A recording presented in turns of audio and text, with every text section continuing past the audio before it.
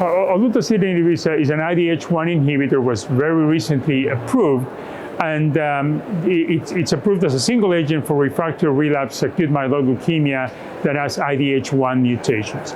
And the rationale for these sub-analyses is because many times patients, even if they have IDH mutations, we started on treatment with aza-venetoclax. One, because we know aza-venetoclax works in that subset of patients very well.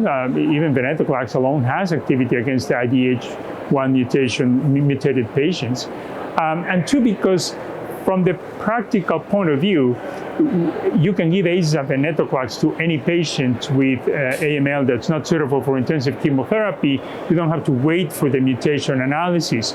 Whereas, for example, ivosidenib, which is approved for frontline in combination with azacitidine, you have to wait for the IDH mutation. So in practical terms, many times patients receive as their first-line therapy venetoclax. So the question is, does olutasidenib work when patients have already received this effective therapy?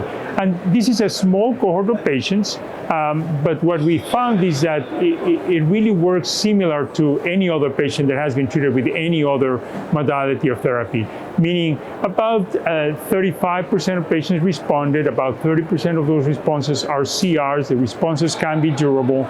So it is good to know that whether the patient had received intensive standard chemotherapy, 3+7, for example, or they had received venetoclax or venetoclax-based chemotherapy, usually aza-venetoclax, they can still benefit from olutasidenib in the context of refractory relapse disease, of course, again, with an IDH-1 mutation.